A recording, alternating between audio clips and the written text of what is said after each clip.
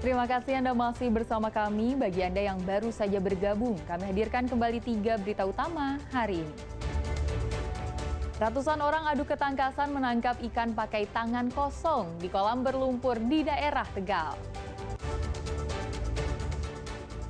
Melihat kemeriahan akulturasi budaya Jawa dan Tiongkok dalam Festival Arak-Arakan Cengho di Kota Semarang. Aksi heroik kiper muda Muhammad Ardiansyah jadi kunci tim Garuda Muda lolos ke final ASEAN U23 Championship 2025.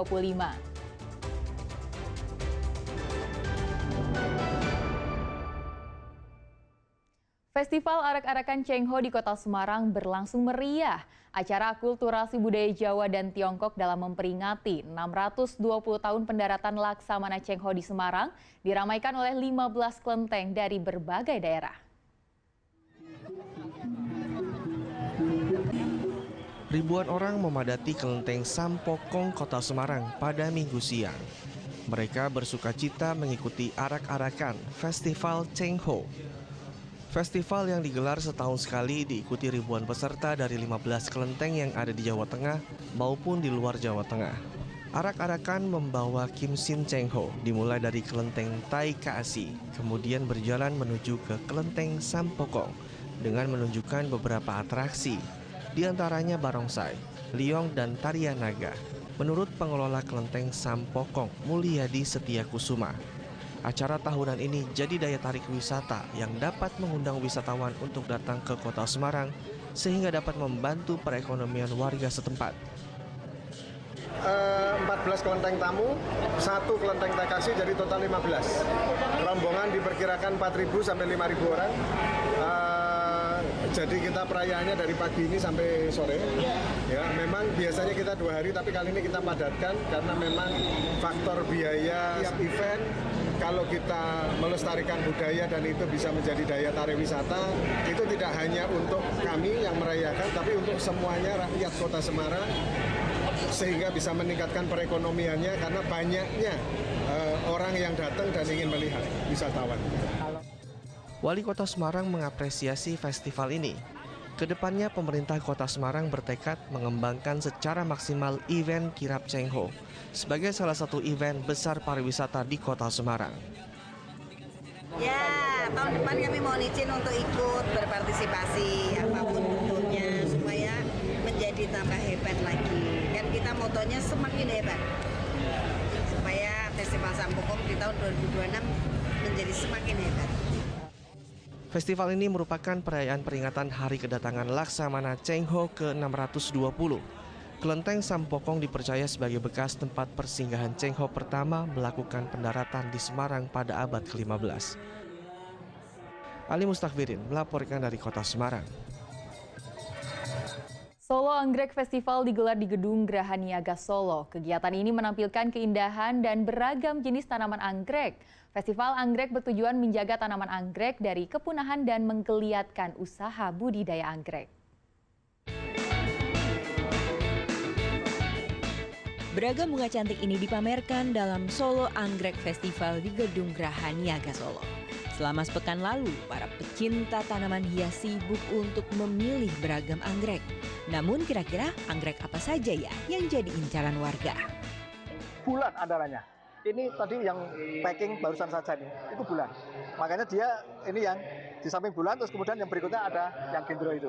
Ini pesertanya ya kurang lebih yang sultan anggrek itu ada 46 kisarannya itu. Yap, anggrek bulan memang memikat karena bunganya lebar dan berwarna putih bersih.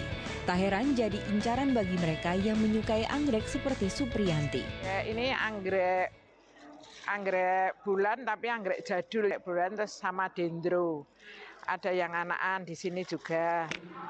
Unik, anggrek itu unik.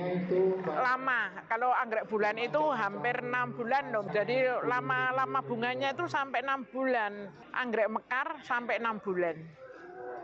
Iya. Terus perawatannya juga enggak rewel. Jadi 2 atau 3 hari sekali kan kita menyiram gitu. Kegiatan ini untuk mendorong penjualan di sektor usaha tanaman hias sehingga roda ekonomi terus bergerak. Selain itu, Solo Anggrek Festival juga mencegah kepunahan tanaman anggrek serta menggeliatkan pembudidayaan tanaman hias. Heri Prasetyo melaporkan dari Solo. Warga Desa Loano, Purworejo memiliki cara tersendiri untuk bersyukur kepada Tuhan atas hasil bumi yang melimpah.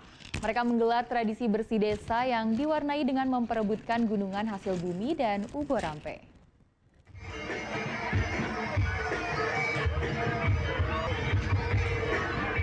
Beginilah keseruan berebut hasil bumi dalam tradisi bersih desa di Purworejo. Baru juga tiba, 5 gunungan hasil bumi berupa sayur dan buah-buahan langsung diperebutkan. Dalam waktu singkat, gunungan hasil bumi habis tak tersisa. Kerelaan warga untuk berdesakan punya alasan. Gunungan ini dipercaya dapat membawa berkah jika warga mendapat isinya. Selain sayuran dan buah-buahan, tersedia juga gunungan berupa untayan padi. Warga yang mendapatkannya akan ditanam lagi agar padi mereka berkah. Saya niat dari rumah mau ngambil padi mau ditanam. Tanggapannya seperti apa, Bu? Ya baik sekali lah, senang. Orang dari jam 1 nyampe sore nungguin. Ya, cita-citanya dapat padi ditanam biar banyak, Pak. Sebelum diperebutkan di lapangan Desa Loano, gunungan, benda pusaka, ingkung-ingkung lebih dulu diarak sekeliling desa sejauh 1 km. Dalam tradisi ini setiap dusun diwajibkan memberikan 2 ingkung-ingkung serta gunungan. Kalau jujangnya itu ada 13 jujang, ingkungnya itu masing-masing dusun kan ada 2. Itu berarti ingkungnya ada 24.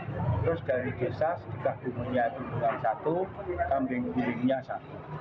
Gunungannya, Pak? Gunungannya 1, kambing gulingnya 1. Jadi yang semuanya karena ini sedekah bumi itu akan diperbutkan siapapun yang hadir. Tradisi bersih bumi digelar setiap 3 tahun sekali untuk merawat bumi, sekaligus ungkapan rasa syukur terhadap Tuhan atas pemberian hasil bumi yang melimpah. Wahyu Diono melaporkan dari Purworejo.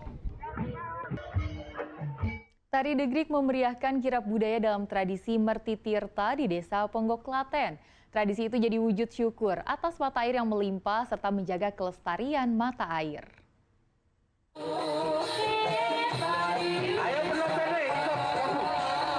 Tari Gedruk mengawali rangkaian tradisi Merti Tirta di Desa Ponggo, Kecamatan Polanharjo, Klaten.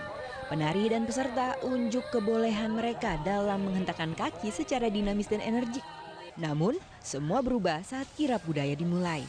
Suasana menjadi serius. Perangkat desa, komunitas, dan warga menghayati setiap langkah yang diambil, mulai dari halaman kantor Desa Ponggo hingga ke tempat wisata Umbul Kapilaler dan Sigedang.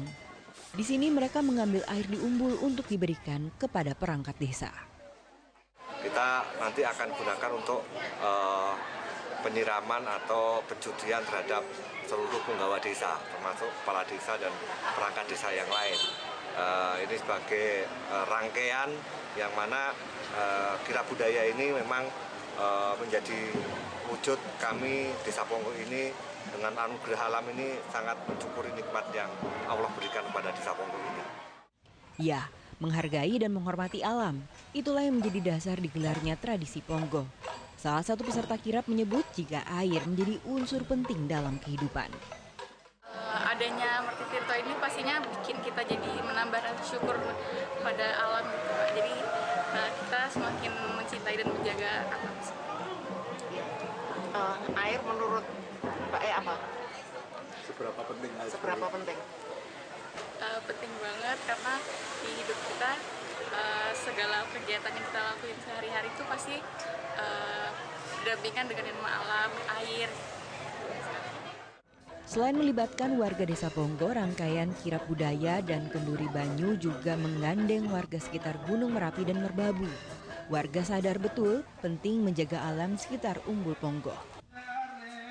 Yang mana di hulu kesenian budaya yang ada di sini, ada ganduran, ada laras madyo. Ini adalah teman-teman dari lereng Merapi Merbabu, yang mana kita libatkan juga karena tangkapan air kita ada di Merapi Merbabu. Dan berprosesnya air Ponggo ini kan memang dari air hujan yang turun di Merapi Merbabu.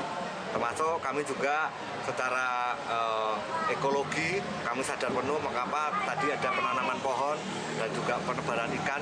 Itu pesan yang kami sampaikan bahwa kita harus menjaga alam dan tanaman yang ada di Merapi Merbabu ini supaya air yang ada di Ponggo ini bisa berkelanjutan terhadap anak cucu kita. Tebar benih ikan dan tanam pohon menutup rangkaian kirap budaya.